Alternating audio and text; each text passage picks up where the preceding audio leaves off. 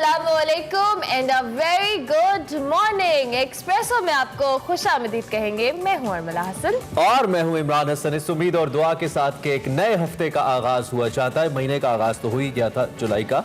शदीद गर्मी के अंदर जुलाई का महीना चल रहा है। और खैर मैं हूं इमरान हसन, नाम बताना भूल गया, बताया था पहले, पता नहीं। खैर सुबह सुबह यही होता है और मैं यही सोच रहा था कि सुबह सुबह हमने जो चीज़ बतानी है, रोजाना में एक अच्छी बात बताते हैं, तो आज जो अच्छी चीज़ बतानी है वो ये है कि याददाश्त बहुत कमज़ोर हो गई है लोगों की। बहुत सारे लोग ऑफिस पे या वर्क प्लेस पे पहुंच के उनको याद आता है कि वो कोई बहुत इंपॉर्टेंट चीज़ भूल गए हैं। बाज़ लोग अपना चश्मा ही भूल जाते हैं, यू नो, और ये यानी कि चश्मा ही भूल जाएंगे तो फिर देखेंगे कैसे। और इसी तरीके से बहुत सारी चीज़ें होती हैं। लेंस भी भूल जाते हैं। हाँ, मेरा इशारा उसी तरफ था, समझ गई आप। हाँ, कोई बात नहीं, आज पहने में मैंने लेकिन जनाब वाकई याददाश्त जैसे इमरान मैंने नोटिस किया, पहले समझते थे कि बड़ी एज में जाके आपकी याददाश्त थोड़ी वीक हो जाती है या आप भूल जाते हैं चीज़ें, लेकिन मुझे लगता है हम लोगों का भी यही अभी से हाल है। और जब हम किसी घर वाले में किसी बड़े को कहे ना कि ये बात भूल गए तो कहते ताड़ा हले तो यही हाल है। हाँ, और खास तौर पे ये सुबह तो बहुत ही होता है कि आप घर से जब निकल गए, कई दफ़ा होता है आप अपना मोबाइल फ़ोन भूल जाते हैं। कोई बहुत इंपॉर्टेंट डॉक्यूमेंट, फॉर एग्जांपल आज आपने उस डॉक्यूमेंट से रिलेटेड कुछ करना होगा और ऑफिस जाके आपको याद आएगी कि वो कागज़ तो मैं लाया नहीं या मैं लाई नहीं। तो ये बात करने का एक मकसद ये भी है, एक तो बादाम खाया करें वैसे बादाम खाने से कुछ नहीं लगता, लेकिन बात करने का जो मकसद है वो ये है कि कम से कम थोड़ा सा आप एक अगर प्रैक्टिस कर ली जाए। और मैं तो अब ये करता हूँ जी कि मोबाइल फ़ोन का इस्तेमाल बेहतरीन है कि आप नोट्स के अंदर लिख लें और या अलार्म लगा लें। हाँ, वैसे मोबाइल फोन तो वैसे हाथ में होता है, कुछ ना कुछ आपको रिमाइंडर लगा के याद रह जाता है। अच्छा जी, साथ साथ अच्छा, इसको वॉलपेपर पे भी लगाया जा सकता है, जो चीज़ है ना उसको वॉलपेपर पे लगा ले तो आपको नजर आती रहेगी। वॉलपेपर पे लगाने की ये इंतहा है वैसे, लेकिन बहुत कुछ कर सकते हैं। कोविड की बात जैसे मैंने बहुत अच्छा एक कोट लगाया हुआ है वॉलपेपर पे, हालांकि कोविड की बात करनी है। कोविड की बात यह है कि जनाब 29 अफराद पिछले 24 घंटों में जाँ बहक हुए हैं और 1228 मुतासिर हुए हैं। चूंकि इस वक्त बड़ी ईद की आमद है तो कोविड का खतरा फिर मंडला है। एग्जैक्टली, और हम बात पहले भी की थी जब हम मुख्तलिफ बुजुर्ग से बात करते हैं, पार्लियामानी सेक्रेटरी नौशीन हामिद साहिबा भी आती है, हम यही बात करते हैं कि चूंकि ये त्यौहार के दिन होते हैं, इसमें लोग जो हैं वो घरों से बाहर निकलते हैं। चूंकि मवेशी मंडियों में भी अगर अब देखा जाए तो खरीदारी के लोग जाएंगे और तमाम तरह सिचुएशन क्रिएट हो सकती है। तो अभी भी आपने एहतियात करनी है, क्योंकि कोविड की असद उमर साहब ने कहा था कि हम एक्सपेक्ट कर सकते हैं कि फोर्थ वेव भी आएगी। तो उसको अवॉइड करने के लिए you have to make sure कि आप सबसे पहले तो वैक्सीनेशन करवाएं, और अगर आपने वैक्सीनेशन करवा ली है फिर भी आप SOPs को जरूर फॉलो करें, मास्क का इस्तेमाल जरूर करें, क्योंकि लाजमी नहीं है गैदरिंग में आप जा रहे हैं वहां पे सभी वैक्सीनेटेड हों। और दूसरा, डेल्टा वेरिएंट के बारे में बहुत बात हो रही है। हम प्रोग्राम में भी थोड़ा फोकस रखेंगे आने वाले वक्त के अंदर, जो भारत के अंदर सूरत हाल पैदा हुई, वर्ल्ड कप वहां से चला गया, फिर बहुत ज्यादा लोग वहां पे मरे और बरतानिया के अंदर एक बार फिर कोविड सर उठा रहा है। हालांकि बहुत बड़ी तादाद में वैक्सीनेशन हो चुकी है, तो एहतियात से बेहतर कुछ है नहीं। एहतियात करेंगे इंशाल्लाह और उम्मीद है कि ये ना फैले और हम निकल जाएं। आमीन। एहतियात करें, वैक्सीन लगवाएं। और अभी हम आपको बताएंगे आज की हेडलाइंस। लाहौर धमाका, पाकिस्तान ने भारतीय दहशतगर्दी के नाकाबिले तरदीद शवाहिद दुनिया के सामने रख दिए। PDM ऐवान से निकलकर मैदान में आ गई। सवात जलसे में PDM क़यादत की हुकूमत पर लफ्जी गोलाबारी। पेट्रोल और बिजली की कीमतों में इजाफे के बाद महंगाई का तूफान मजीद तेज, अवाम की दुहाइयां। सेगमेंट निकले तेरी तलाश में बात करेंगे मुस्तनसर हुसैन तारर साहब से उनके नॉवल मंतकुल तेरे जदीद पर। सेगमेंट देसी फूड में फरियाल राना खिलाएंगी स्पाइडरमैन के हाथ का बना न्यूयॉर्क स्टाइल पिज्जा। मार्का कारगिल के हीरो कर्नल शेर खान का 22वां यौम शहादत आज मनाया जा रहा है।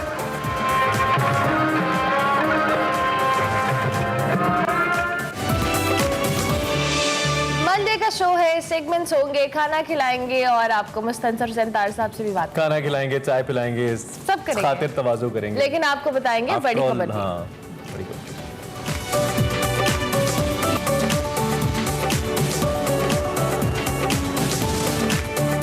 मैं कह रहा रहा था केयर जरूरी है, आफ्टर ऑल आप संडे गुजार के आए हैं, मतलब संडे को थक गए हो, बंदा सो के भी थक जाता है ना बाज़-औक़ात।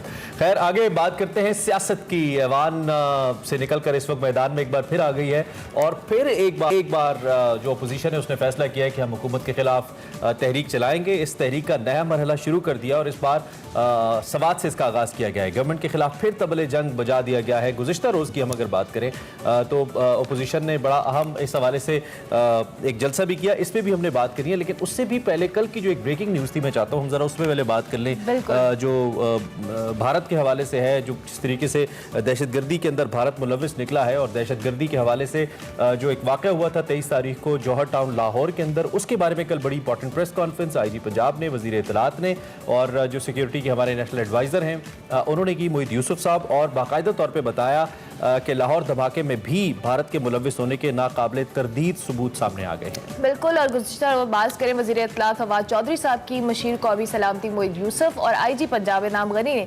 मुश्तरका प्रेस कॉन्फ्रेंस की। भारतीय दहशतगर्दी को दुनिया के सामने उन्होंने बेनकाब किया। मोहित यूसुफ ने लाहौर धमाके के मास्टरमाइंड की तफसीलात से आगाह किया और बताया कि मास्टरमाइंड का ताल्लुक रॉ से है और वो भारत का शहरी है और भारत में मुकीम है। लाहौर में दहशतगर्दी के लिए तीसरे मुल्क से पैसे भिजवाए गए, जबकि कॉल रिकॉर्ड से पैसों की जो मुंतकली है उसके तमाम तर शवाहिद मौजूद हैं। उन्होंने आलमी बरादरी से भी मुतालबा किया कि अब वक्त आ गया है कि दुनिया दहशतगर्दी में मुलविस भारत की तहकीकात करे और इसके खिलाफ एक्शन भी ले। और साथ साथ वफाकी वज़ीर इत्तलात फवाद चौधरी साहब ने भारत में पाकिस्तान में जो दहशतगर्द नेटवर्क है उसको सपोर्ट कर रहा है और कहा कि धमाके का मास्टरमाइंड जो है उसका ताल्लुक भारत से है। बिल्कुल, एक अदद मुलजिम ईद गुल का ताल्लुक अफगानिस्तान से है, जो हम हमेशा कहते हैं भारत अपने सोर्सेज इस्तेमाल करके अफगानिस्तान की सरजमीन को पाकिस्तान के खिलाफ इस्तेमाल करता है। तीसरे मुलजिम की अगर बात करें, पीटर पॉल, वो कराची का रहने वाला है।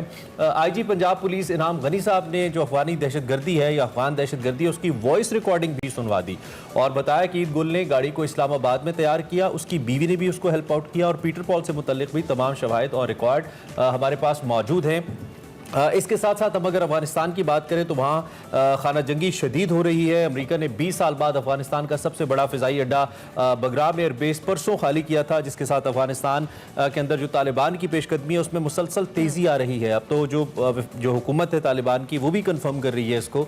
तालिबान ने 715 अमरीकी जंगी गाड़ियों और मज़ीद 8 अजला पर कब्ज़ा किया है। अफगानिस्तान से अमरीका इस वक्त निकल तो रहा है, लेकिन एक बार फिर यकीनी तौर पर अमरीका को पाकिस्तान की ज़रूरत है। लेकिन वज़ीर आज़म के नो मोर के बाद पाक अमरीका ताल्लुकात में कुछ सरदबोरी देखने में आ रही है और दूसरी जानिब अमरीका की जानिब से मॉडर्ना वैक्सीन की जो है तकरीबन 2.5 मिलियन डोजेस पाकिस्तान पहुंच गई हैं और अमरीका के सेक्रेटरी स्टेट एंटनी ब्लिंकन का कहना है कि पाकिस्तान को जो वैक्सीन की फराहमी है इसके साथ अमरीका की पायदार दोस्ती और कोविड के खिलाफ लड़ाई में ताबुन का एक मजहर है। इसके अंदर बहरहाल एक मैसेज मौजूद है। इम्तियाज़ गुल साहब ज्वाइन कर रहे हैं, सीनियर तजियाकार हैं, दिफाई उमूर के ऊपर भी और सियासी उमूर के ऊपर भी और खित्ते की सूरत हाल पर भी बड़ी गहरी निगाह रखे हुए हैं। उनसे ज़रा हम पूछते हैं कि वो अब इस डेवलपमेंट को कैसे देख रहे हैं जो ताज़ा तरीन हो रही है। इम्तियाज़ गुल साहब सुबह खैर, बहुत शुक्रिया आप हमारे साथ मौजूद हैं। आई होप के अच्छी सुबह का आगाज़ हुआ होगा आपका। ये जो कल बड़ी इंपॉर्टेंट एक प्रेस टॉक की तीनों बड़ी अहम शख्सियात ने और एक बार फिर हमने कहा कि भारत से ताने बाने इसके मिलते हैं, ये बहुत अरसे से हम कह रहे हैं, लेकिन अब सवाल ये है कि जो सबूत हमारे पास हैं उसको इंटरनेशनल एरिना के ऊपर, इंटरनेशनल फोरम्स के ऊपर हम इस्तेमाल करें भारत के खिलाफ और दुनिया इस चीज़ का इदराक करे कि भारत एक दहशतगर्द मुल्क है। अब हमें किन कोशिशों की ज़रूरत होगी आपके ख्याल में इस सारी डेवलपमेंट के बाद? देखिए, पाकिस्तान की डिप्लोमेसी के लिए एक बहुत बड़ा इम्तिहान है। गुज़िश्ता 20-25 बरसों के दौरान जिस अंदाज में पाकिस्तान का एक मनफी इमेज उभरा है, भारत ने जिस अंदाज में काम किया है पाकिस्तान को बदनाम करने के लिए, उसका तोड़ पाकिस्तान नहीं कर सका। ख़ास तौर पे जो गुज़िश्ता 20 बरस थे, उसकी वजह से अब जहाँ चले जाएं दुनिया में वो समझते हैं कि भारत सच्चा है, पाकिस्तान झूठा है। तो इसलिए बड़ी ज़रूरत इस अमर की है कि जब हम ये कहते हैं कि हमारे पास नाकाबिले तरदीद सबूत मौजूद हैं, तो वो नाकाबिले तरदीद सबूत वाकई नाकाबिले तरदीद होने चाहिए। बड़ा अगर ये सारी बातें सही हैं जो डॉक्टर मोहित यूसुफ ने और फवाद चौधरी साहब और IG ने कल बताई हैं हमें, फिर तो बड़ा ज़बरदस्त काम किया है। यानी उन्होंने चंद दिन के अंदर अंदर अगर तमाम ये नेटवर्क जो सिलसिला था तमाम कड़ियाँ जोड़ के और मुलजिमों की या मुजरिमों की निशानदही भी कर दी है, तो बहुत ज़बरदस्त काम है। अब इसके लिए बावर कराना दुनिया भर को उस बड़ा आसान काम नहीं है। और हम यहाँ से इस वक्त जो मर्जी कर लें, ज़रूरत इस अमर की है कि जो बड़े ममालिक हैं, यानी चाहे जर्मनी है, चाहे अमेरिका है, चाहे बरतानिया है, वहाँ पे अपने हम इनरोड्स बनाएं। और लेकिन इस महाज पे ज़रा सी अफसोसनाक सूरत हाल ये है कि आप अंदाज़ा लगाइए कि बरतानिया ने पाकिस्तान के साथ कोविड से मुताल्लिक उमूर पे क्या किया। जी। यानी इस वक्त लाखों केस रोज़ाना सामने आ रहे थे, जिस वक्त 2000 से ज़ायद अफराद वहाँ पे हलाक हो रहे थे कोरोना की वजह से, उससे बहुत पहले 3 हफ्ते पहले पाकिस्तान को रेड लिस्ट में बरतानिया ने डाल दिया। यहाँ से बाकायदा तौर पे ना तो हमारे हाई कमीशन ने, ना हमारी खारजा वजारत की तरफ से बाकायदा तौर पे एक एहतजाज किया कि हमारा तो दुनिया भर के मुकाबले में, अक्सर ममालिक के मुकाबले में बहुत अच्छे आदाद व शुमार थे, क्या बात है। लेकिन बाकायदा तौर पे कोई एहतजाज नहीं हुआ, जिससे मैं बात मतलब ये आपकी गोशगुजार करना चाहता हूँ कि हमें बड़ी प्रोएक्टिव एक डिप्लोमेसी की जरूरत है, जो कि प्रोएक्टिव डिप्लोमेसी की जरूरत। इम्तियाज गुल साहब, साथ साथ जिस तरह से भी आपने बात की, ये पहली बार नहीं हुआ कि पाकिस्तान ने जो भारतीय दहशतगर्दी उसके खिलाफ सबूत दुनिया के सामने रखे। कई आलमी फोरम्स पे, वो अक़वाम मुत्तहिदा हो, हर जगह पर इस तरह के सबूत पेश किए गए हैं, लेकिन आलमी बरादरी नोटिस नहीं ले रही। बल्कि हमने भी जो सिचुएशन आपने भी वाज़ेह की, उसमें भी हमें पाकिस्तान को बैक इन पे किया जाता है। तो आपको क्या लगता है, क्या आलमी बरादरी या मुख्तलिफ इदारे जो हैं इस बात पर भारत के खिलाफ स्पेसिफिकली एक्शन लेने की वजह से उस पोजीशन में नहीं है या रिलक्टेंट है? क्या वजह है कि इतने सारे सबूत होने के बावजूद हम एक्शन नहीं ले पा रहे? देखिए, बड़ी दो आसान वजूहात हैं। एक तो ये कि भारत अब अमेरिका का इत्तेहादी है, पक्का इत्तेहादी। अब लिहाजा भारत के अंदर जो कुछ भी होगा वो अपनी आंखें ज़्यादातर बंद रखेंगे, दूसरी तरफ देखेंगे, और उसके साथ साथ उनके साथ असलहे के और दूसरे बड़े कारोबार भी करते रहेंगे। और दूसरी वजह फाइनेंशियल एक्शन टास्क फोर्स में भारत का किरदार है। और वहाँ पे जो पहले 2 साल थे, यानी 2018 जून में पाकिस्तान को ग्रे लिस्ट में डाला गया था और एक नए एक्शन प्लान पे हमने अमल दरामद करना था। तो 2018, 19, 20 में जो कुछ वहाँ पे होता रहा, जो पाकिस्तान की कारकर्दगी थी बहुत ज़्यादा अच्छी नहीं थी। यानी जब टेक्निकल सवालात होते थे फाइनेंशियल एक्शन टास्क फोर्स के इजलासों में, वहाँ पे हमारे हुकाम जवाब नहीं दे पा रहे थे। तो जून 2018 जून से लेके तकरीबन दिसंबर 2019 तक और 2020 के शुरू तक जो यहाँ से रिपोर्टें जाती थी, उसको जब आप कहते हैं ना, जब आपका इम्तिहान होता है, तो फाइनेंशियल एक्शन टास्क फोर्स में एक्चुअली आपकी रिपोर्टों का इम्तिहान होता है। तो वो जो हमारे यहाँ का पुलिस का निज़ाम है, इन्वेस्टिगेशन का, आपको मालूम है कितना इस वक्त बिगड़ा हुआ है हमारा पुलिस और अदालती निज़ाम। तो वो डंग टपाओ स्टाइल में जो काम होता रहा है, उसकी कली खुल जाती थी फाइनेंशियल एक्शन टास्क फोर्स के इजलास में। उसको बुनियाद बना के भारत के जो मंदूब होते थे, उनके डेलीगेशन, तमाम मुल्कों के डेलीगेशन के पास जाके उनको बताते थे, देखें जी ये मुल्क, ये इसकी कारकर्दगी है। अगर रिपोर्ट में उन्होंने लिखा हुआ है इस तरह, तो आप अंदाजा करें कि मुल्क के अंदर क्या होता होगा। तो ये तो बड़ी वजूहत है। सुबह सुबह मनफी बातें करना अच्छा नहीं लगता है, लेकिन आप चूंकि वजह, अब हम मस्बत बातें आप भी और हम भी कहां से लेके, अफसोस तो ये हमारा कतई दिल नहीं करता, लेकिन हकाइक पे ओबियसली बात करनी है। चले पॉजिटिवली आपके तजर्बे से फायदा उठा लेते हैं। फिर आखिरी सवाल के अंदर आप ये तफवीज़ कर दीजिए, जो आपने हमारी सिफारतकारी अब तक देखी है और उसमें कामयाबियां भी हैं और नाकामियां भी होंगी या चैलेंजेस भी होंगे, तो हम क्या करें खास तौर पर इस भारत और दहशतगर्दी के मैटर के ऊपर, जब अफगानिस्तान में सूरत हाल बिगड़ रही है और इसकी कुछ इम्प्लीकेशंस पाकिस्तान को भी हैं, पाकिस्तान भी देख रहा है, तो क्या तजवीज़ करेंगे आप? हम क्या करें सिफारती सतह के ऊपर इस वक्त, जो कि एक प्रीएम्प्टिव मेजर हो और हमें आने वाले वक्त के अंदर ज़्यादा चैलेंजिंग ना हो हमारे लिए, हम बेहतर खेल सकें इस टाइम के अंदर? देखिए, उसका बेहतरीन इलाज ये होता है कि आपके सिफारत खाने दूसरे मुल्कों में होते हैं, उनका बुनियादी काम होता है पाकिस्तान की नुमाइंदगी करना। उनको वहाँ पे फर्स्ट हाउस कहा जाता है, पाकिस्तान हाउस कहा जाता है। तो असल काम वहाँ पे मौजूद सफ़ीर का, उनके नायब का होता है कि जो भी पाकिस्तान से मुताल्लिक कोई छोटा मोटा मसला सामने आता है, ख़ास तौर पे जो मनफी उमूर सामने आते हैं, मीडिया में आते हैं, वो बिल्कुल फ़ौरन बाज़ की तरह लपक के जाएं, उस मसले को उस पर झपटें और उसका सद्देबाब करने की कोशिश करें। हमें अपने डिप्लोमेटिक मिशंस को जगाना होगा। ज़्यादातर मिशन जो हैं वो अपनी नौकरियां कर रहे हैं, वो पाकिस्तान की खिदमत नहीं कर रहे हैं। जो तासुर हमें मिलता है, आप पाकिस्तानियों से जब मिलते हैं, यूरोप भी जाते हैं, अमेरिका भी जाते हैं, बहुत सारी शिकायत सुनने को मिलती हैं। और इससे ये बल्कि अभी 2 दिन पहले लंदन से हमारे दोस्त आए हुए थे, उनका भी यही रोना था कि हमारे हाई कमीशन को जो काम करना चाहिए लंदन में, हमारे जो कॉन्सुलेट्स हैं बर्मिंघम में, मैनचेस्टर वगैरह में, उनको जो काम आप करना बेसिकली चाहिए। ये कह रहे हैं कि जो एम्बेसीज की इफेक्टिवनेस है उसको मजीद बढ़ाना चाहिए। इसके अलावा और बिल्कुल ठीक कह रहे हैं आप, क्योंकि बराह रास्त और कोई जरिया भी तो नहीं है सिफारतकारी का। रोजाना प्राइम मिनिस्टर या फॉरेन मिनिस्टर या ये लोग तो नहीं विजिट्स कर सकते, तो बेसिक काम एम्बेसीज या एम्बेसडर्स का ही है। ठीक है इम्तियाज गुल साहब, बहुत शुक्रिया अलग सुबह आपने हमें ज्वाइन किया, एंड आई होप कि हम मजीद आपसे बात करते रहेंगे और पॉजिटिवली कुछ पॉजिटिव मौजूदात पे भी बात करेंगे जिसमें अच्छी डेवलपमेंट्स होगी। थैंक यू वेरी मच असल in the morning.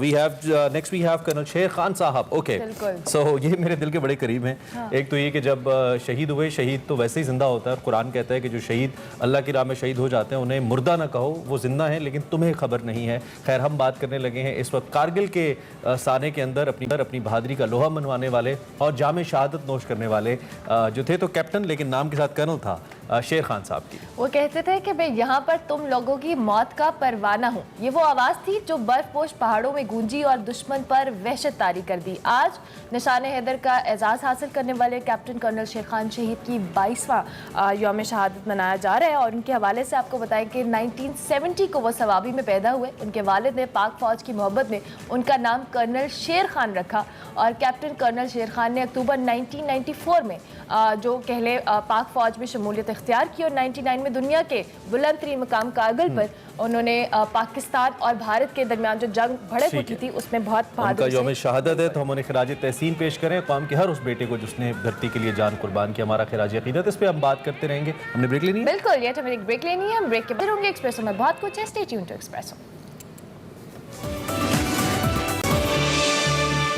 Welcome back to Expresso. और अब थोड़ी सी बात कर लेते हैं सियासत। ज्यादा कर लें, कोई मसला तो नहीं। सियासत की बात के बगैर हमारा शो मुकम्मल हो सकता है, आपको पता है। खैर, हमने प्रोग्राम के आगाज में भी बड़ी खबर में भी हमने थोड़ा डिस्कस किया था। आगे बढ़ते हुए अपोजिशन इस वक्त ऐवान से निकल गई है, मैदान में आ गई है एक बार फिर और हुकूमत के खिलाफ तहरीक का नया मरहला शुरू हो गया है और तबले जंग बजा दी है। क्या है बता दें।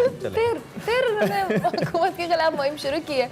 गुज़िश्ता रोज बात करें पीपल्स पार्टी और अवामी नेशनल पार्टी के बगैर अपोजिशन इत्तेहाद ने सवात में सियासी मैदान लगाया। पीडीएम जलसे की मुनफरिद बात यह थी कि इस बार मुस्लिम लीग नून की जानिब से मरियम नवाज की बजाय अपोजिशन लीडर शहबाज शरीफ साहब की क़यादत में वफ़द ने शिरकत की। और शहबाज शरीफ साहब से बात करें तो जलसे से खिताब करते हुए कहा और उन्होंने गवर्नमेंट को आड़े हाथों लिया और वज़ीर आज़म को उन्होंने खास तौर पर तनकीद का निशाना बनाया।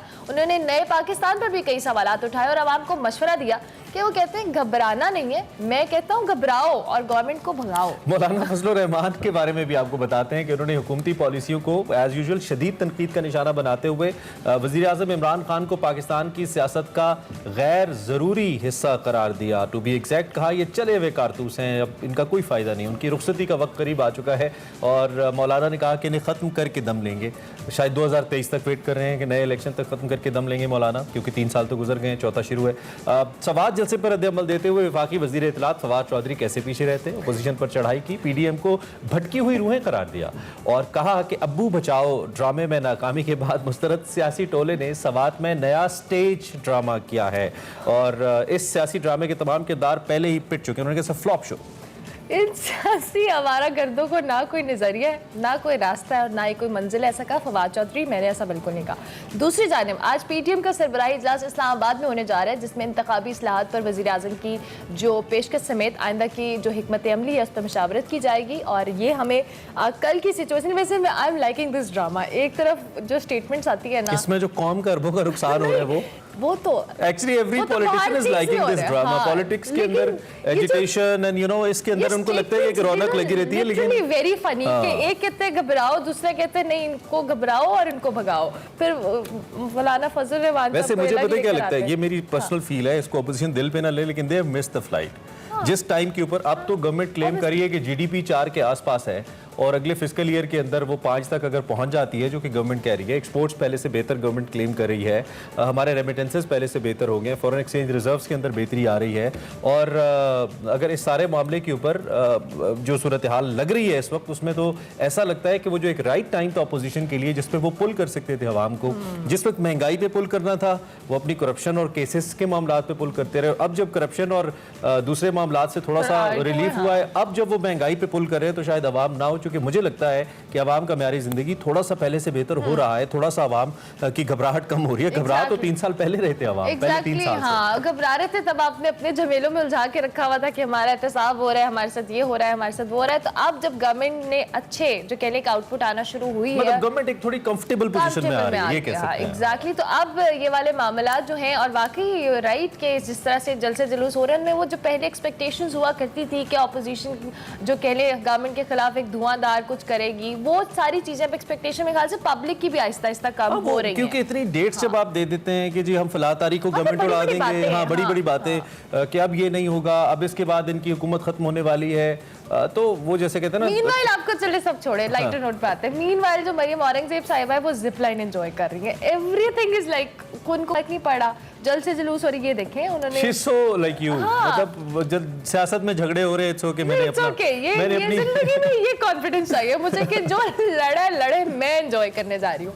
सो ये अच्छा, have you ever tried this zip line मालूम जब अच्छा मैंने भी नहीं की, लेकिन मुझे अब इसको देख के लगता है अब मरियम साहिबा की इस हिम्मत को देखकर अब लग रहा है, बिकॉज अच्छी खासी लंबी जिप लाइन है। दुनिया भर में हम जब जाते हैं तो वहाँ पे स्पेशली इतने ज्यादा पैसे दे के हम जिप लाइन्स करते हैं, लेकिन यहाँ पे तो मंजर भी बड़ा अच्छा है। और जब एक पॉलिटिशियन करिए, वैसे इस पे फिर फवाद साहब ने कहा कि उम्मीद है, उन्होंने ट्वीट की, अभी मैंने चैनल पे देखा कि उन्होंने कहा कि मैंने महमूद खान साहब से ये कहा कि आप अपोजिशन का ख्याल भी रखें और इन पे नजर भी रखें। अच्छा, कामरान मंगर साहब कहते हैं कि यार जलसे में इंतजार हो रहा है और ये यहाँ पे जिप लाइन कर रही हैं, मतलब वैसे नॉट बैड, बस वैसे अच्छा जिंदगी में सबका एक डेमोक्रेटिक राइट है कि वो अपनी जिंदगी को एंजॉय कर सके, लेकिन ये लाइटर साइड के ये मुझे देख के वीडियो, वैसे मुझे इससे भी ज्यादा अच्छा लगता है अगर मौलाना भी कर लेते, उनका अपना सूबा भी है और थोड़ा डिफरेंट लगता है ना मौलाना जिप लाइन करते। मैं उसको डिस्कस नहीं कर पाती, फिर थोड़ा मुश्किल हो जाता है। लेकिन एक खैर इस पे तनकीद तो बिल्कुल नहीं करनी चाहिए। तनकीद नहीं है, हाँ, मतलब अगर कोई पाकिस्तान पीपल्स पार्टी की क़यादत मोटरवे पे ट्रैवल करती है और नून लीग ये कहे कि हमारी बनाई हुई मोटरवे है,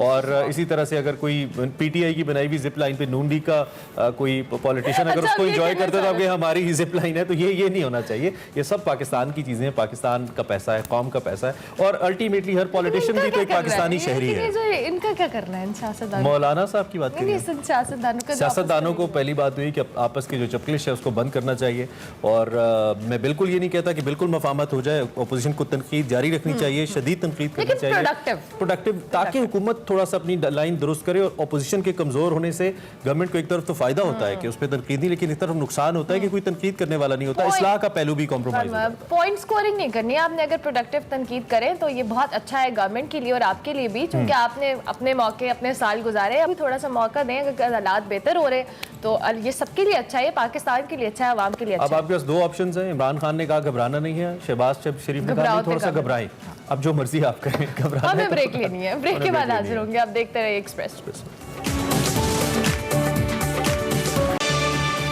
वेलकम बैक टू एक्सप्रेसो। बात करेंगे कुछ महंगाई के हवाले से। तो इस वक्त आम आदमी का सबसे बड़ा मसला बन चुका है। ये हर गुजरते दिन के साथ जो कह लें महंगाई में इजाफा हो रहा है। बजट में आवाम को रिलीफ देने के बड़े बड़े दावे और ऐलानात किए गए थे, लेकिन गवर्नमेंट के इन दावों का जो बरक्स फैसले कुछ सामने आ रहे हैं। एक माह में बात की जाए तो पेट्रोलियम मसनूआत की कीमतों में 4 रुपए से ज्यादा इजाफा हो चुका है। बिल्कुल, और लोड शेडिंग आपको मालूम है इस वक्त पाकिस्तान के सभी शहरों में इसका दौरानिया 6 से 8 घंटे तक भी रिपोर्ट किया जा रहा है, और बहुत बड़ी मिकदार में लोड शेडिंग हो रही है। बिजली की कमी की वजह से लोग परेशान हैं और ये झटके मिल रहे हैं। नेपरा ने अक्टूबर से बिजली की टैरिफ 2 रुपए 97 पैसे मजीद बढ़ाने की मंजूरी दे दी है। दूसरी जानिब ओगरा की जो LPG है उसकी कीमतों में भी 18 रुपए और 83 पैसे उसमें इजाफा किया गया है। नई कीमत 160 रुपए 13 पैसे तक पहुंच गई है। ये दोनों चीज़ें ऐसी हैं जिससे गरीब का चूल्हा डायरेक्टली लिंक होता है, या उसकी जो कैपेसिटी है, बाइंग कैपेसिटी है, उसके ऊपर ये असरअंदाज होती हैं। LNG पर जो GST है उसके इजाफे के बाद कीमतें होश रफा इजाफे की जानिब जा रही हैं, हो चुकी हैं। इनफैक्ट CNG एसोसिएशन का आज एक अहम इजलास कराची में हो रहा है, जिसमें जो CNG की कीमत है उसमें 18 से 30 रुपए फ़ी किलो इजाफा मुतवक्के है। यानी कि वो लोग जो गाड़ी के अंदर CNG डलवाते हैं उनका भी जो बजट है वो सख्त किस्म का होने डिस्टर्ब वाला हो है, जाएगा, आउट बिल्कुल। हो जाएगा। इसके साथ साथ वफाकी गवर्नमेंट की जानिब से हम अगर बात करें तो सब्जियों, फलों और गंदम समेत अशिया की दरामद पर 600% तक रेगुलेटरी 90% ड्यूटी लगा दी गई है। और इस सूरत हाल के अंदर महंगाई कैसे रुक सकती है? इन्फ्लेशन का एक तूफान है।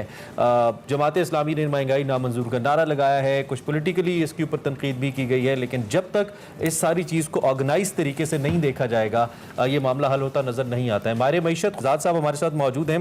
पहले भी कई बार हम उनसे उनके ख्यालात जान चुके हैं इस बारे में, लेकिन अब खुरम भाई thank you very much for joining us. अब चूंकि हुकूमत के हालात इस तरीके से मुख्तलिफ है कि गवर्नमेंट क्लेम करती है कि हम मैक्रो लेवल के ऊपर हम एक कंफर्टेबल पोजीशन में हैं। अब हमने इकॉनमी रिवाइव कर ली है, हमारी जीडीपी अच्छी हो गई है, लोगों की बाइंग पावर अच्छी हो गई है, पाकिस्तान में economic activity due to construction तेज हो गई है और एक्सपोर्ट्स में भी बेहतरी आई है। तो अब अल्टीमेटली मुझे लगता है कि कुछ ना कुछ मामला बेहतर होने चाहिए थे if it's about financial concerns. अगर ये अब भी बेहतर नहीं हो रहे तो इसका मतलब ये कि महज नाअहली है जिसकी वजह से ये मामला ठीक नहीं हो रहे। माली मामला तो बेहतर हो रहे हैं मुल्क में जैसे गवर्नमेंट कह रही है। आपका क्या टेक है इस पे? देखिए, अस्सलाम वालेकुम। इसमें एक तो चीज देखने की ये है कि ग्रोथ थोड़ी बहुत बेहतर होना शुरू हुई है डेफिनेटली, और ग्रोथ जो है वो नेचुरली आती है आहिस्ता आहिस्ता। तो एक आम आदमी की जब वो ट्रिकल डाउन करती है तो एक आम आदमी की जो इस्तिताअत है कमाने की वो बढ़ती है। जब कमाने की इस्तिताअत बढ़ती है तो परचेजिंग पावर में इजाफा होता है। तो परचेजिंग पावर में इजाफा होता है तो महंगाई को टैकल करने के लिए जो है वो मौका मिलता है। लेकिन प्रॉब्लम हमारे यहाँ ये है कि हमारे यहाँ दो फोर्सेस हैं महंगाई की, एक इंटरनल है और एक एक्सटर्नल है।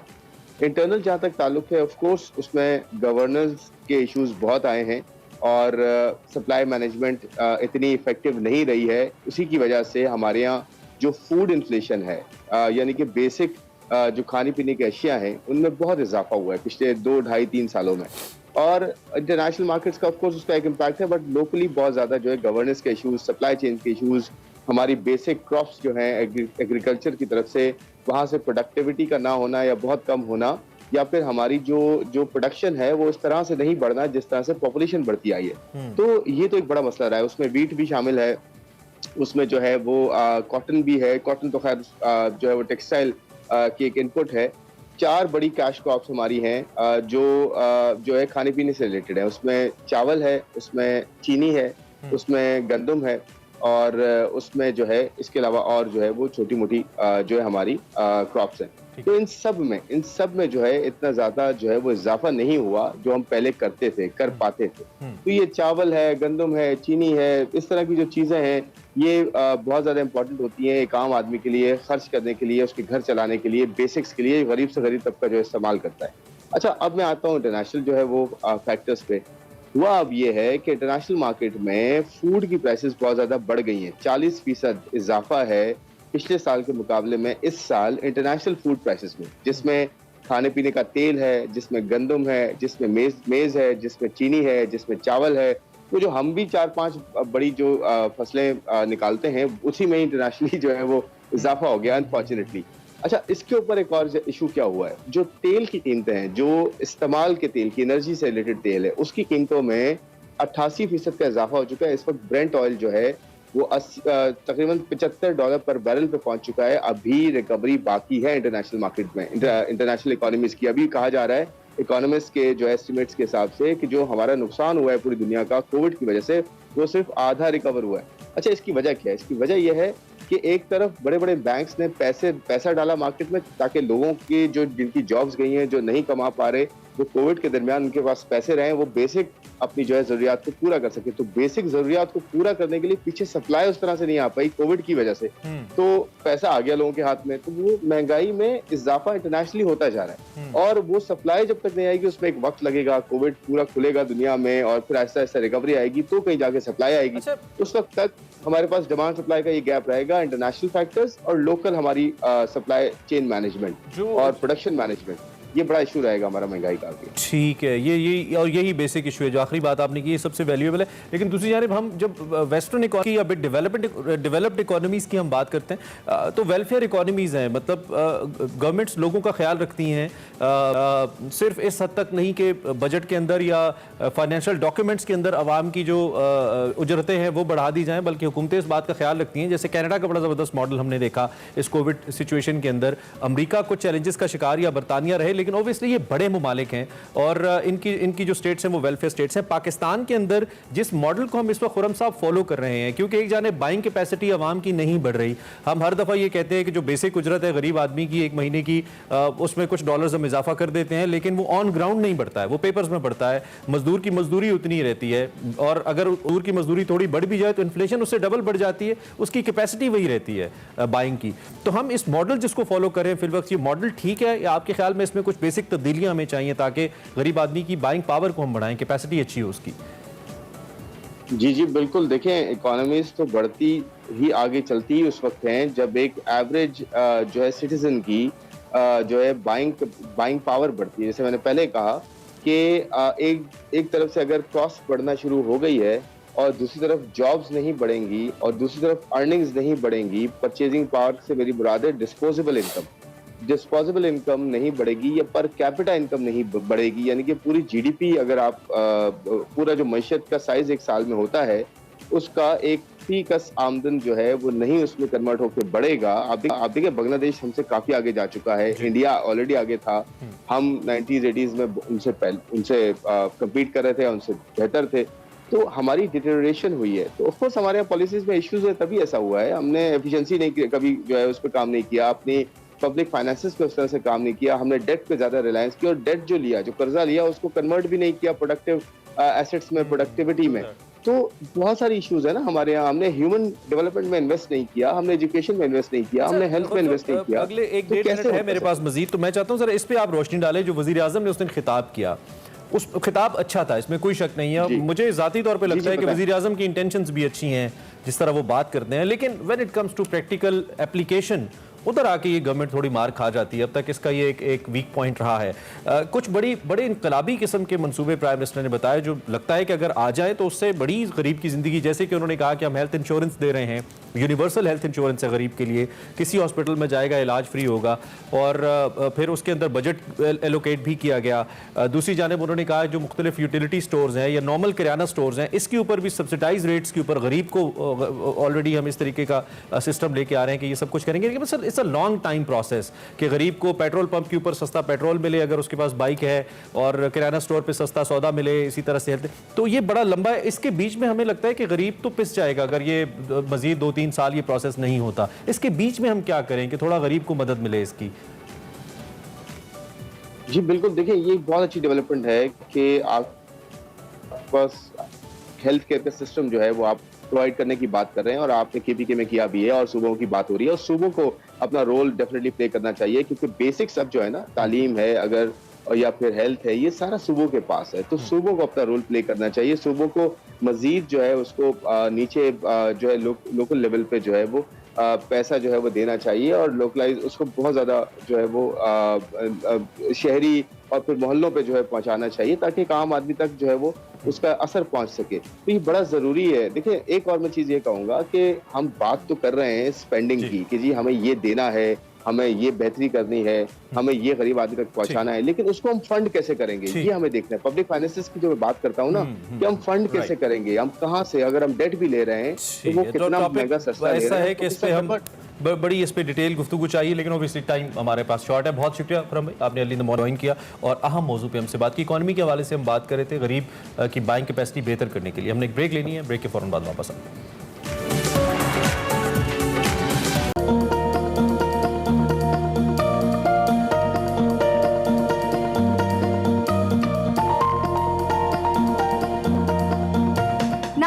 आपने बहुत सारे सुपर हीरोज की मूवीज जरूर देखी होंगी, लेकिन आज मैं एक ऐसे पिज्जा हाउस में आई हूँ जहाँ पर सुपर हीरोज पिज्जा बनाते भी हैं और उनको डिलीवर भी करते हैं। जी नाज़रीन, आज मैं आई हूँ DHA फेज 5 में, जहां पर है मार्वेलस पिज्जा हाउस। इस पिज्जा हाउस में कौन सा सुपर हीरो क्या काम सर अंजाम दे रहा है, चले आए चलकर देखते हैं।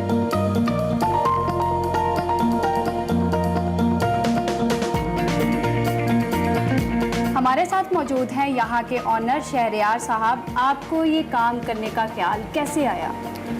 बेसिकली मैंने केमिकल इंजीनियरिंग की है और जब इंजीनियरिंग की और जब मैं फील्ड में आया तो आई गॉट टू नो कि फील्ड में क्या हालात हैं। देन मैंने कहा कि मुझे गिव अप कर देना चाहिए इस फील्ड पे और मुझे कुछ अपना काम करना चाहिए। Then I started taking experience. मैंने रेस्टोरेंट में 1.5 साल जॉब की, फिर उसके बाद मैंने कोर्स किया एक जगह से, ये प्रॉपर सारा कुछ एक एक चीज़ अपने हाथों से बनाई। आपको ये ख्याल कैसे आया कि जो आपके वर्कर्स हैं, शेफ़ हैं या फिर जो डिलीवरी बॉयज़ हैं, उनको आप एक कॉस्ट्यूम पहना दें? हम लोग एक ऐसी चीज़ लेके आए जो प्रॉपर यहाँ पे है नहीं, न्यूयॉर्क स्टाइल पिज़्ज़ा जो डायरेक्टली स्टोन पे बेक होता है, तो उसका टेस्ट ये लेता है। और उसके बाद फिर अब उसको बेचना कैसे था, उसके लिए कोई एक मेरे माइंड में जो ये चीज़ आई, ये कॉस्ट्यूम वाली सारी, ये सिर्फ इसलिए आई कि there should be something out of the box. So I thought of making this restaurant totally based on Marvel's theme. From that Marvel's it goes Marvelous Pizza House. तो Marvel's की थीम मैंने इसलिए इम्प्लीमेंट की। फिर मेरे costumes मंगवाए।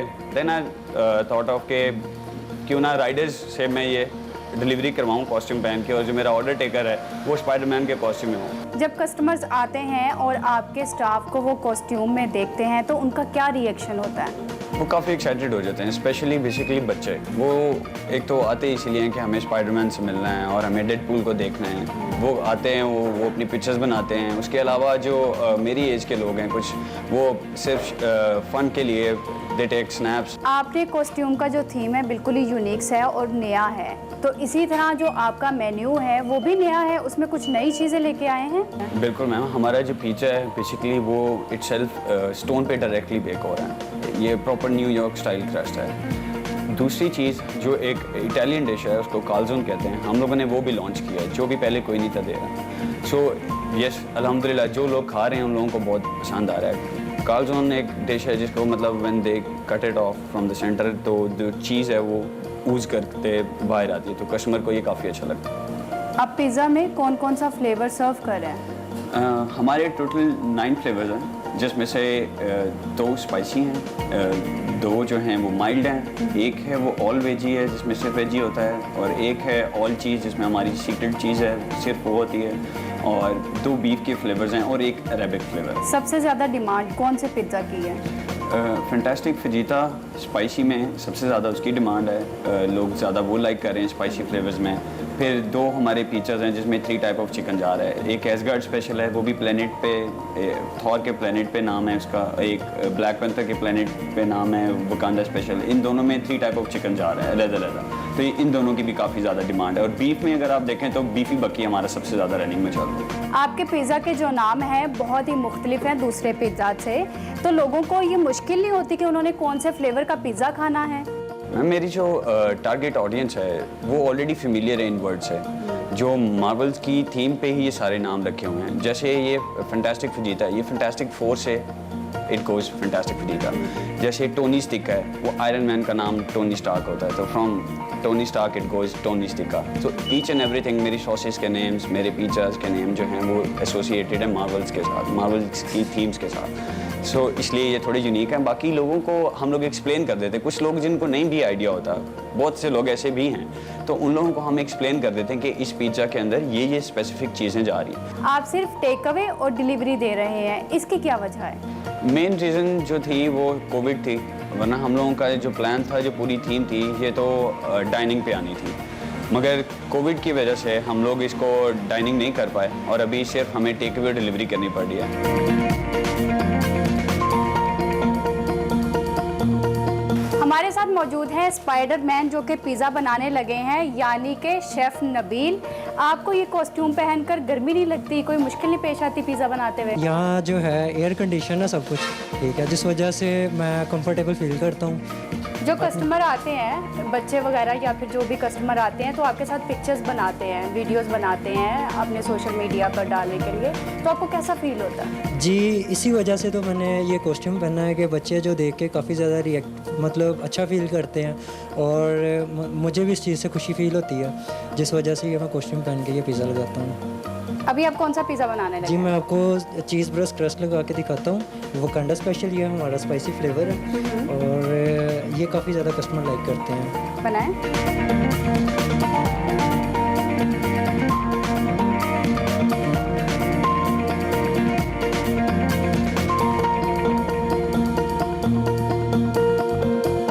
आपने इस पिज़्ज़ा में क्या क्या डाला है? जी, ये मैंने बेसिक जो डो रेडी की थी, उसके बाद मैंने इसके ऊपर बेस पे मैंने पिज़्ज़ा सॉस लगाई, उसके ऊपर मैंने चीज़ की टॉपिंग की, चीज़ की टॉपिंग करके ऊपर मैंने वेजी की टॉपिंग की, अनियन, ग्रीन पेपर, उसके ऊपर 3 टाइप ऑफ चिकन डाला मैंने, और लास्ट में ब्लैक ऑलिव और मशरूम, और ये हमारा वकांडा स्पेशल फ्लेवर रेडी होता है, और ये स्पाइसी फ्लेवर होता है। अच्छा, इसको ओवन में कितनी देर रखेंगे आप? ये ओवन में मैं अभी लोड करूँगा, और ये आफ्टर 6 मिनट्स में ये रेडी हो जाएगा।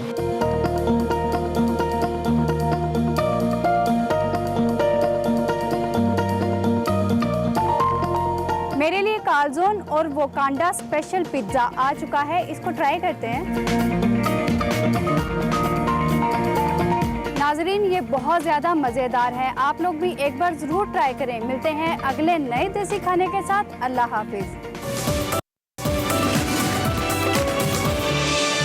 एक्सप्रेसो में आपको एक बार फिर से खुशामदीद। और अब वक्त हुआ जाता है निकले तेरी तलाश में। आज जानते हैं वकार मलिक साहब क्या बात कर रहे हैं मुस्तनसर रज़ान तारड़ से आज के सेगमेंट में। सो देखते हैं आज का निकले तेरी तलाश में।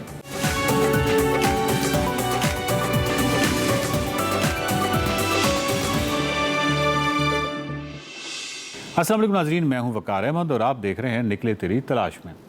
निकले तेरी तलाश में इस वक्त जिस किताब पर गुफ्तगू हो रही है, जो सिलसिला चल रहा है, वो मंतकुल तैर जदीद के हवाले से है। तार साहब से हमारी जो गुफ्तगू का सिलसिला है मंतकुल तैर जदीद पर, वो जारी है। और इस सिलसिले को जारी रखते हुए तार साहब, आपसे सवाल ये है कि मंतकुल तैर जदीद लिखने की ज़रूरत कैसे महसूस हुई? मतलब मंतकुल तैर तो ऑलरेडी मौजूद, वो उसका मरकज़ी ख्याल जो है वो भी मौजूद है, आपने इसमें कोई इजाफ़ा किया है, या इसको आपको क्या ज़रूरत महसूस हुई कि मंतकुल तैर जदीद लिखा जाए? दरअसल बात ये है कि भाई इंटरप्रिटेशन होती है जी हर चीज़ की, और मेरा एक नज़रिया तो नहीं, एक ऑब्जर्वेशन है कि हर 50 साल के बाद तमाम चीज़ें जो हैं वो बदल जाती हैं। सच की डेफिनेशन बदल जाती है, ठीक, अल्फाज बदल जाते हैं, मज़हब का वो रूप नहीं रहता जो पहले होता था, उसमें चेंज आ जाता है। मसलन हमारे ज़माने में खुदा हाफिज़ था, अल्लाह हाफिज़ आ गया, वो चेंज हो गया। जो बाकी इखलाकियात के मायार हैं, वो एक ज़माना था कि कोई लड़की अगर किसी को यार कह देती थी तो आप जानते हैं कि उसके किरदार के बारे में शुबा किया जाता था। अब मेरी पोती आके कहती है यार दादा कहाँ गए, दैट मीन्स कि थिंग्स चेंज। तो इसी तरह मेरे ज़हन में आया कि सच की डेफिनेशन भी तो चेंज होती है, और हज़ारों सालों से। और उस सच की डेफिनेशन क्या होगी, वो किसका सच होगा, कौन से परिंदे का सच होगा, कौन से, क्योंकि हम जब सफ़र करते हैं और अतार के परिंदों के साथ करते हैं तो हमें मालूम होता है कि हमारा सच ही आखिरी सच नहीं, दुनिया में और सच भी हैं।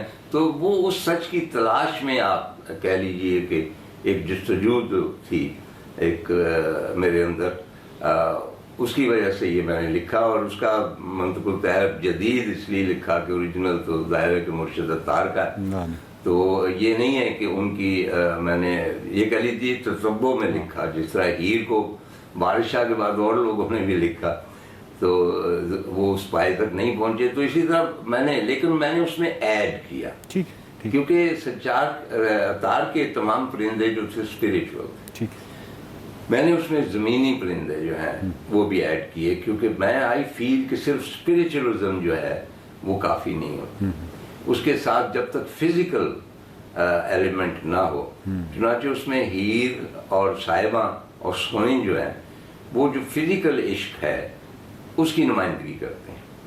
और आखिर में यही एक फैंटसी है कि स्पिरिचुअल और फिज़िकल का आपस में जो मिलाप है उससे ऐसे नए परिंदे जो है जन्म लेंगे जो बिल्कुल अनोखे होंगे और जो पूरी इंसानियत को रिप्रेजेंट करें। दरअसल अज़हर हुसैन साहब ने बड़ा खूबसूरत एक मजमून लिखा मंतकुल तैर जदीद पे, और उनका एक मौक़िफ़ ये भी है कि ये नावल आम आदमी के लिए नहीं है। और इसके साथ मतलब मेरा एक मौक़िफ़ ले लें कि इसके लिए बहरहाल इस नावल को पढ़ने के लिए ख़ास अच्छा इल्मी पस मंज़र होना ज़रूरी है। क्या है, सही है? एक्चुअली देखिए, मैं कुछ ऐसी चीज़ें होती हैं, मसलन बहाव भी है उसमें, शायद डाकिया और जुलाहा भी हम शामिल कर सकते हैं। ये शुरू की पखेरू मेरा नावलेट है, ठीक है। अभी हाल ही मैंने रूप है रूप लिखा है। ये कुछ ऐसी चीज़ें होती हैं जो जिनके बारे में आपको खुद इल्म नहीं होता कि वो आपके अंदर। और इस प्रोग्राम के लिए मैंने एक दफ़ा फिर वर्कगर्दानी की मंतकुल तैर जदीद की, कोई 1 साल के बाद। तो मुझे थोड़ा सा शक हुआ कि क्या ये मैंने लिखा। अच्छा।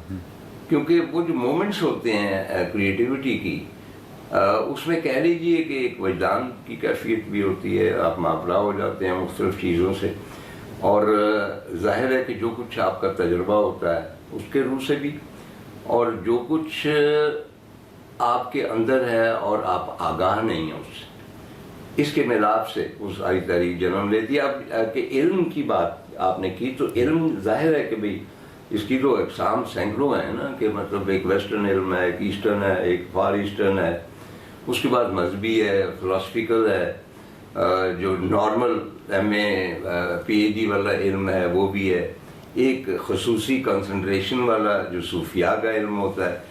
तो ये डिपेंड करता है कि आप कौन से इल्म की बात करते हैं, क्योंकि इल्म का बुनियादी तौर पे पढ़ने लिखने से कोई बहुत लंबा वास्ता नहीं है। हमारे गांव में ऐसे ऐसे दानिश्वर लोग होते हैं जिन्होंने कभी स्कूल का रुख नहीं किया होता, लेकिन जो गुफ्तगू करते हैं और जो उनके अंदर दुनिया को समझने और उसकी गहराई में पहुंचने का इदराक होता है, वो दूसरों के पास सिर्फ नहीं होता। चुनांचे इसके लिए इल्म की ज़रूरत नहीं है उस तरह। इसके लिए एक जुस्तजू, क्योंकि ये जो नावल है ये एक जुस्तजू है ना, सच को तलाश करने। तो आपके अंदर अगर कोई वो जुस्तजू है तो मेरा ख्याल है कि ये आपको मुश्किल नहीं लगेगा। दरअसल जिस तरह हर नावल में एक मरकज़ी किरदार होता है, हीरो होता है, इसी तरह जोग्राफिया बहुत अहम होता है। और इस नावल में मंतकुल तैर जदीद में जो जोग्राफिया है वो टिला जोगियाँ हैं, और उसी के गिर्द सारी कहानी जो है वो घूमती है। टिला जोगियाँ का आपने इंतखाब क्यों किया इस नावल के लिए? अच्छा, मैंने जब ये ख्याल आया, वो आहिस्ता आहिस्ता वो इस तरह मतलब है कि जहन में एक चीज़ जो है वो आ जाती है, और वो मुझे एक ये कह लीजिए कि अशुफ्ता सरी कह लें, या दिमाग में एक जुनून तो नहीं होता है, जुनून में तो आदमी आपे से बाहर हो जाता है, ये कह लीजिए कि भाई एक ऐसी कंट्रोल्ड दीवानगी होती है जिसमें आप सोचते रहते हैं कि इसका क्या हो सकता है, इसका क्या। तो जब ये कॉन्सेप्ट मेरे जहन में आया कि क्यों ना मैं भी उसी पैटर्न पे एक नावल लिखूं, अगर जी कतई तौर पे हम लोग जो हैं वो मैं बार बार ये कहना चाहता हूँ कि मतलब है कि ये जो लोग हैं ये कहीं और हैं, ठीक, हम उस खाक में भी नहीं है इल्म या जुस्तजू के हवाले से या वजदान के हवाले से। लेकिन इसका हरगिज़ ये मतलब नहीं कि हम कोशिश ना करें, तो हम कोशिश करते हैं। चुनांचे मैंने सोचा कि अच्छा, अतार के परिंदों ने परवाज़ की को काफ की तरफ, सच की तलाश। आज के परिंदे जो हैं तो वो किस को काफ की तरफ जाएंगे, क्योंकि वो जो काफ पहाड़ है उसका सच तो आश्कार हो चुका, तो एक नया सच जो है वो उन्हें कहाँ मिलेगा। तो वो जो मेरा मुतालिया वगैरह था मुख्तलिफ, आपको पता है कि जोग्राफिया मेरी लोग आए पिछले 2-2.25 साल से, उस सब के सब सच की तलाश में आए। उनमें बाबा गुरु नानक ने वहाँ पे चिल्ला काटा जोगी बालनाथ था, रांझा भी आया तो अपने सच की हीर के सच की तलाश में आया कान फड़वाने वहाँ पे। ठीक है। हरी भर्तरी वहाँ पे आए, इतना बड़ा सूफी शायर जिसको अल्लामा इकबाल ने कहा है कि वो खुद जाम है और उसकी शायरी जो है जाम जम है। और उसके ततब्बो में अल्लामा इकबाल ने लिखा कि वो फूल की पत्ती से कट सकता है हीरे का जिगर और मर्द नाज़ा पे कलाम नाजुक बेअस। ये हरी भर्तरी का कलाम। और वो मौलाना रूम से जब जावेद नामा में उनका तारफ़ करवाया जाता है, हरी भर्तरी का करवाया जाता है मौलाना रूम। चुनांचे वो भी राजपाट छोड़ के वो महाराजा थे, वो अपने छोटे भाई को उन्होंने दिया क्योंकि वो भी सच की तलाश में हरी Bhartari. And he came to टिला जोगियाँ। फिर उसके बाद पूरन भगत जो था, भगत वो कब हुआ, पहले वो पूरन था, सियालकोट का शहजादा, उसकी तफसील में मैं नहीं जाता, उसके कुएं पर मैं भी गया हूँ। तो लेकिन जब वो उसको जोगी बागनाथ लेके जाता है टिला जोगियाँ और वहाँ पे वो तपस्या करता है, तो तब वो भगत कहलाया, पूरन भगत वो बाद में। तो इतने अहम लोग, और शहनशाह सिकंदर आजम के बारे में भी रिवायत है, अकबर और जहांगीर और बाबर का तय है कि वो वहाँ पे गए थे, वहाँ जो जोगी रहते थे उनकी दुआएं लेने। और अकबर ने वो पुल जो है एंट्री पे जब आप देखते हैं वो पुल अकबर ने बनवाया था।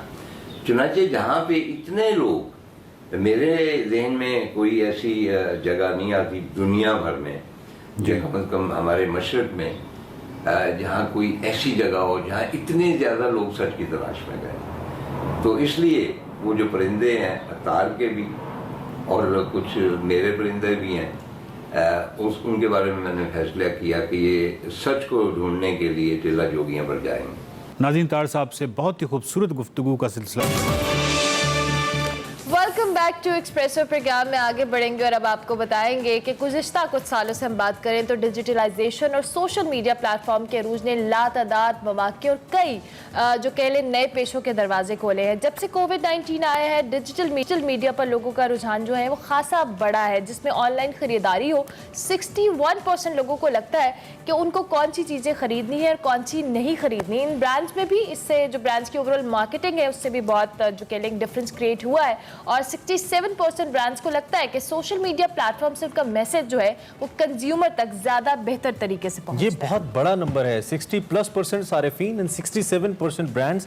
इसका मतलब है कि ये दोनों जो इंपॉर्टेंट स्टेक होल्डर्स हैं, इनकी इंटेंशन सोशल मीडिया की तरफ ज्यादा है। हमारी जॉब को खतरा है।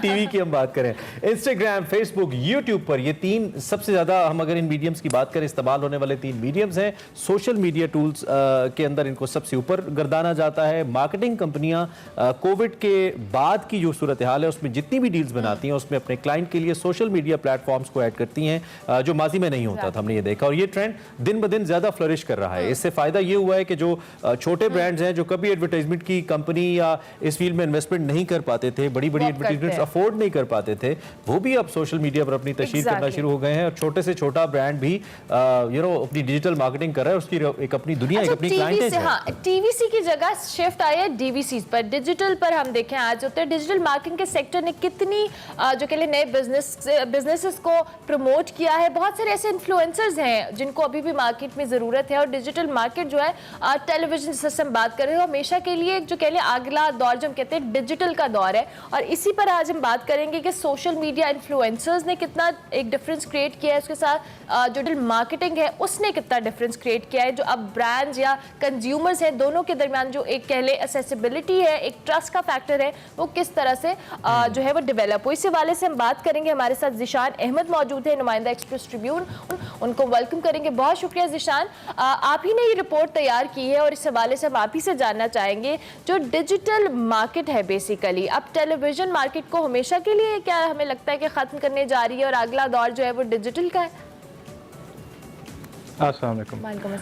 अच्छा नहीं, एक तो ये कि मैं पहले क्रेडिट दे दूं, ये हमारे एक साथी हैं, उन्होंने ये रिपोर्ट डेवलप की थी, उमर कुरैशी। मैं जो हूँ, हमारे जो मैगजीन है उसको देखता हूँ, तो उनके साथ मैं कोऑर्डिनेट करके ये आइडिया डेवलप करता हूँ। अच्छा, जब तक रही बात इस चीज़ की कि क्या टीवी जो है वो हमेशा के लिए ख़त्म हो जाएगा, पीछे रह जाएगा, तो इसको देखने के लिए हमें सबसे अच्छी मिसाल जो है वो अगर हम हिस्ट्री से उठाएं, हमारे अपने बाकी मीडिया की, टेलीविजन की ही इटसेल्फ, तो वहां से मिलती है। टीवी ने आके रेडियो को खत्म नहीं किया, जो चीज बदलती है वो है जैसे हम कहते हैं कंजम्पशन के पैटर्न्स, कि किस तरह एक ऑडियंस जो है इंफॉर्मेशन लेना पसंद करती है। अब हो ये रहा है सोशल मीडिया के साथ और इंटरनेट के साथ कि जो आप कह लें एक ऑडियंस इस टेक्नोलॉजी के साथ बड़ी हुई है, उसके लिए जो उनका मेन सोर्स बन गया है इंफॉर्मेशन का या एंटरटेनमेंट का, वो बन गया है इंटरनेट और सोशल मीडिया। उसमें मजीद फिर हम इस चीज़ पे आते हैं जो इन्फ्लुएंसर्स का रोल है।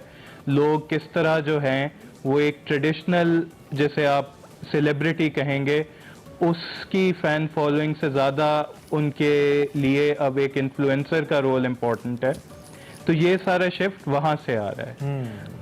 अच्छा, इसमें भी दुनिया में और पाकिस्तान में थोड़ा सा फ़र्क फिलवक्त ये है कि पाकिस्तान में आपकी इंटरनेट की जो पेनिट्रेशन है वो उस लेवल पे इस वक्त नहीं है जिस लेवल पे शायद बाकी दुनिया में है। तो हम शायद अभी उस लेवल पे ना फौरन पहुंचे, लेकिन उस तरफ हम चलना शुरू हो गए। ये जो चेंज है, क्या ये बाकी दुनिया में भी ऐसे ही है? आपने बड़ा इंपॉर्टेंट नुक्ता बताया कि अब जो यूजुअल सेलिब्रिटीज हैं उनसे ज्यादा फैन फॉलोइंग या उनसे ज्यादा जो क्रेडिबिलिटी होती जा रही है वो इन्फ्लुएंसर्स की होती जा रही है। दूसरा, ट्रैकेबिलिटी एक बहुत इंपॉर्टेंट पॉइंट है ज़हन के अंदर। अब तो लोग बायर्स ये अपने कंज्यूमर्स यानी कि फॉलोअर्स खरीद कर अपनी एक प्रोफाइल डेवलप करके एक फेक पिक्चर भी सामने रखते हैं, और मेरे आप जैसे बंदे के लिए, एक आम आदमी के लिए उसको ट्रैक करना आसान नहीं होता है। तो इस पे क्या टेक है? ये इसको मुतनाज़ा नहीं कर देता फिर इस मार्केटिंग के अमल को?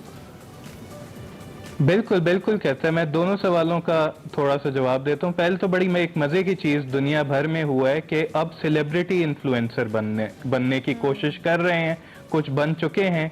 कई ऐसे सेलिब्रिटी हैं जो एक तरह मेन स्ट्रीम से हट गए थे और उनको सोशल मीडिया ने एक नई जिंदगी दी है। अच्छा, जहां तक रही ट्रैकेबिलिटी की बात, जो जिन सारे ब्रांड मैनेजर से या मार्केटिंग वालों से इस कहानी को प्रिपेयर करने के लिए बात की गई है, उन सब ने यही एक फैक्टर बताया है कि इसमें आपको पता चल जाता है कि आपके एक एड कैंपेन का जो आपने एक इन्फ्लुएंसर के थ्रू कराई है उसका क्या इफेक्ट है। मिसाल के तौर पे अगर आपने एक जो है प्रोडक्ट बेचना है ऑनलाइन एक वेबसाइट के थ्रू, और आप एक स्पेशल लिंक दे देते हैं एक इन्फ्लुएंसर को जो अपनी किसी वीडियो या किसी और अपनी प्रोफाइल पे वो शेयर कर देता है, तो अब आप डायरेक्टली ट्रैक कर सकते हैं कि उस एक लिंक से आपके पास कितने लोग आए, और फिर ये भी कि उस एक लिंक से जितने लोग आए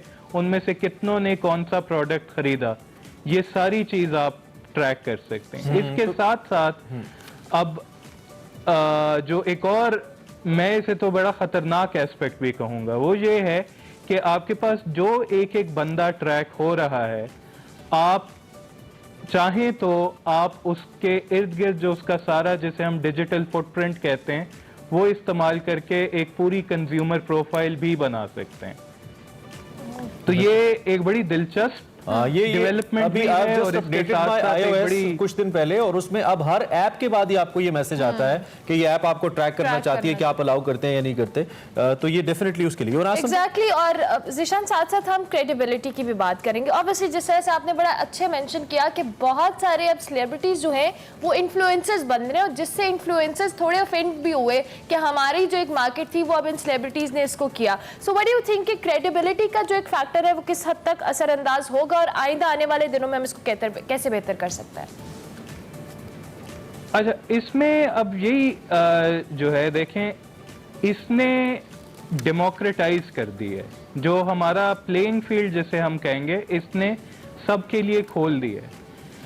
सोशल मीडिया पे बिल्कुल जो आपके ट्रेडिशनल सेलिब्रिटी हैं, सारे नहीं कुछ, उनके पास एक एडवांटेज बनिस्बत जो वो है एक इन्फ्लुएंसर जो नया आज अपने आप को एस्टेब्लिश करने की कोशिश कर रहा है, उसके मुकाबले में उनके पास एडवांटेज है। ये इतना इंटरेस्टिंग टॉपिक है ज़ीशान, हम चाहते हैं कि हमारे पास कोई 45 मिनट और हम इस पर बात करें, लेकिन टाइम हमारे पास शॉर्ट है। इंशाल्लाह किसी एक और नशिस्त में ज़रूर आपके साथ बैठेंगे और इस पर बात करेंगे। For the time being, shorter time के अंदर आपने बड़ा अच्छा इसको हमारे सामने बयान किया। ये बड़ी नया फिनोमिनन है, इस पर हम बात करते रहेंगे। बस थोड़ा सा एहतियात कीजिए, जहाँ इसके फ़वाइद हैं नुकसानात भी हैं, तो बेहतर है कि इसके पॉजिटिव एस्पेक्ट से ज़्यादा फ़ायदा उठाइए, मोहतात भी रहिए। ब्रेक लेंगे, ब्रेक के बाद हाजिर होंगे, आप देखते रहिए एक्सप्रेसो।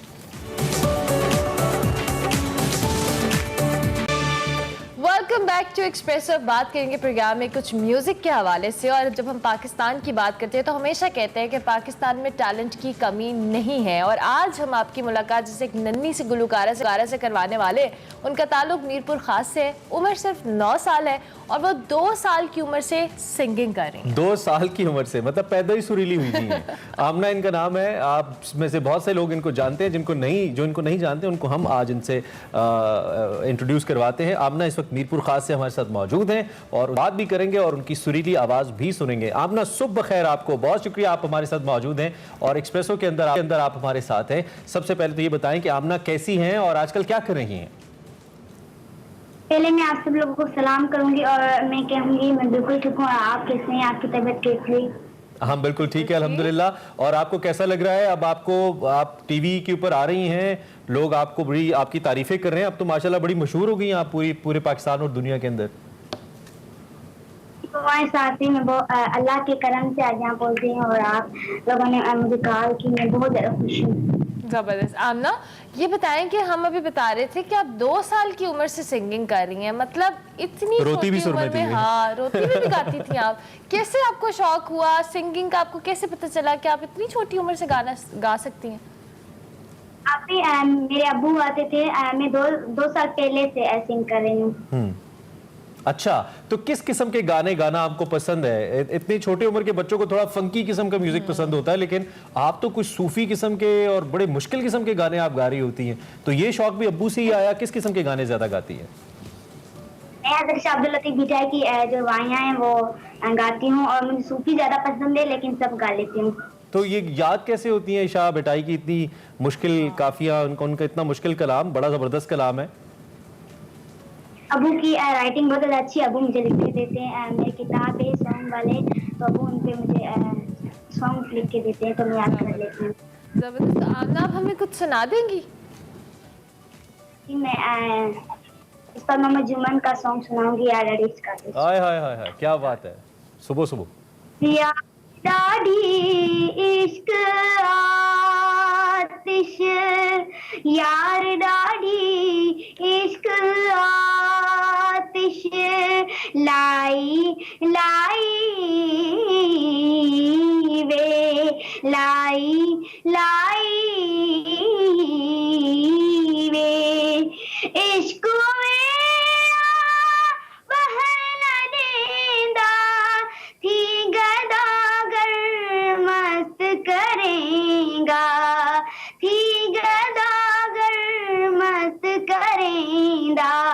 गिट्टी गिट्टी जा घुमाई घुमाई वे, घुमाई घुमाई वे, यार डाडी इश्क आतिश। अरे वाह आमना, ये तो आपने एक नई धुन सुना दी। हमने इस कलाम की ये धुन तो नहीं सुनी थी। हमने तो वो एक दूसरी जो जुम्मन साहब ने गाई है, यार डाडी इश्क आतिश, जो फिर आतिफ अपना अली जफर ने भी गाई थी, वो आपको याद है उसकी दूसरी धुन इसी कलाम की? अगर वो सुना दें आप हमें। ये धुन नहीं याद है, ये KTN पे नया सॉन्ग आया था। अच्छा, ये मतलब मुश्किल वाली आपने चूज किया, वो थोड़ी इससे आसान है लेकिन वो भी बहुत मजे की है। अच्छा, तो आमना, आपने कहा कि आप ज्यादा सूफी गाने, कमर्शियल गानों में कौन पसंद है? ये जो फिल्मी गाने या दीगर आते हैं, इन गुलकारों में भी कोई पसंद है या सिर्फ सूफी कलामी गाती हैं? नहीं, नेहा कक्कर मुझे ज्यादा पसंद है, लेकिन पाकिस्तान में मुझे ममता परवीन ज्यादा पसंद है। अच्छा, तो नेहा की आपने बात की, वैसे तो हम पाकिस्तानी म्यूजिक प्रेफर करेंगे। आप सुनाए पाकिस्तानी किसी सिंगर का गाना आपको बहुत पसंद हो, वो आप हमें सुना सकती हैं? अमानत अली का पाकिस्तानी सॉन्ग में सुनाऊंगा। जरूर। ए वतन पाक वतन,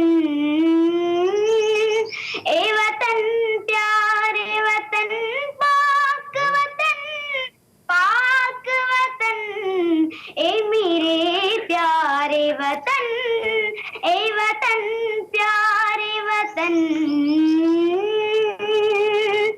तुझसे है मेरी तमन्ना ओ की दुनिया पर नूर तुझसे है मेरी तमन्ना ओ की दुनिया पर नूर आज़्म मेरा कवि मेरे इरादे हैं वायूब मेरी हस्ती में आना है मेरी मस्ती में शऊर जाफिजा मेरा तो खैर है तुशीरी सुखन ए मेरे प्यारे वतन ए वतन पाक वतन। इतना ऊंचा कौन गाता है इतने ऊंचे स्केल पे? मतलब ये तो बहुत ही लाउड है, तो आवाज खत्म ही नहीं होती माशाल्लाह आपकी। माशाल्लाह। ये बच्चों को वैसे ही फायदा होता है। हाँ, वैसे जैसे वो हम आते की बात करते एक वो बच्चा होने का, और फिर वो चूंकि फीमेल वॉइसेस को ये भी एज होता है कि दे सिंग लाउड। लेकिन क्या बात है आमना, बहुत ही। आमना, क्या प्लान है फ्यूचर में, क्या करना है? मुझे पढ़ना भी है और एक बड़ा सिंगर भी बनना है। अच्छा आमना, ये बताइए, जब आप सिंगिंग करती हैं तो पढ़ाई से कोई ऐसे तो नहीं होता कि कभी कभी छुट्टी कर ली, अम्मी अब्बू डांट रहे हो कि ज्यादातर गाने गाती है पढ़ती नहीं है, ऐसा होता है? ज्यादा पढ़ता है गाने में भी और पढ़ाई में भी। वैसे ऐसे बच्चे नॉर्मली पढ़ते कम ही हैं जिनकी इसमें होते हैं। अच्छा, तो ये जो जितना लाउड आप गा रही हैं, आपको स्केल्स वगैरह का, सुर वगैरह का बाबा बताते हैं? क्योंकि आपके बाबा गाते हैं तो हारमोनियम वगैरह के ऊपर भी आपकी प्रैक्टिस होती है कि आपको स्केल्स का पता है कि ये स्केल है और इस पे गाना है टेक्निकली? मैं अभी सीख रही हूँ, अभी इतना सारा नहीं सीखा है, एक दिन गई हूँ और मेरा अब्बू मुझे सिखाता है। अच्छा, तो आपने ये कहा कि आपने एक बड़ी सिंगर बनना है, तो आपने किस किस्म के कलाम, क्योंकि आपकी सिंध की धरती से अगर मैं सबसे पहले आपने शाह बिटाई रहमतुल्लाह अलैह का नाम तो ले लिया, हम अगर गुलकारों की या उनके कलाम को गाने की बात करते हैं तो आबदा परवीन जी एक बहुत बड़ा नाम है, जुमन खान का आपने नाम लिया, और अगर मैं गलत नहीं कह रहा तो पठाने खान भी शायद सिंध से ही हैं, आई एम नॉट श्योर, लेकिन बड़े बड़े नाम हैं। तो क्या आपने सूफियाना कलाम गाने हैं या दूसरे सिंगर्स की तरह गाना है, क्या प्लान है आपके? मुझे सूफी ज्यादा पसंद है। ठीक है, सूफी गाना चाहती हूँ। तो आमना, आप जाते जाते चूंकि हमें ब्रेक लेनी, हम चाहेंगे एक गाना आप और सुना दे, फिर हम ब्रेक ले लेते हैं। कुछ आबदा परवीन का सुना दे, कुछ भी जो आपको आता है। कुछ भी सुना दे, कुछ सूफियाना कलाम सुनाए तो ज्यादा अच्छा है, बहुत अच्छा गा रही हैं। मैं अब मेरा आबदा परवीन का सुनाती हूँ। जी आप चले सुनाइए, मीनवाइल गाना आपको आमना, हम ब्रेक ले रहे हैं और आमना आपको गाना सुना रही है। जी आमना। रान हुआ है, रान हुआ है, रान हुआ है, रान हुआ ओ इस हुस्न पे, ओ तेरे हुस्न पे मैं हैरान हुआ, हैरान हुआ है, रान हुआ है, रान हुआ, हैरान हुआ ओ तेरे हुस्न पे मैं हैरान हुआ, हैरान हुआ है, रान हुआ, हैरान हुआ, हैरान हुआ।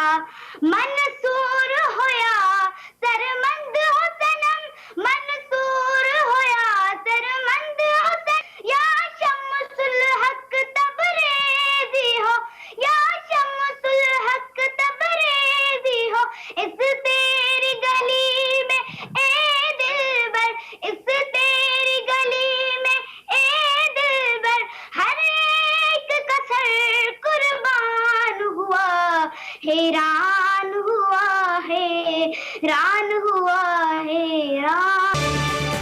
Welcome back to Expresso. शो के इख्तिताम की जानिब हम आ चुके हैं, अब कुछ इंटरेस्टिंग लाइट नोट पे बात करें। बिल्कुल, और इम्तहानात के बारे में आपको बताते हैं। इस वक्त इम्तहानात जारी हैं और ये आप देख रहे हैं कराची में पहले ही दिन आज पहला पर्चा है और फिजिक्स का पर्चा है, और ये पर्चा ऐसा है कि इसमें व्हाट्सएप भी चल रहा है और पर्चा पहले ही सोशल मीडिया के ऊपर लीक हो चुका है। कुछ देर पहले ही हम सोशल मीडिया की बात भी कर रहे थे, और ये फिजिक्स का पर्चा वैसे अगर ऐसे इम्तहान हुकूमतें लेने थे तो ना ही लेती। अच्छा, ये लाइटर और मेरे से है ये बहुत सीरियस बात, लेकिन चूंकि अब ये सुबह हो गया है तो अब इसमें क्या कर सकते हैं।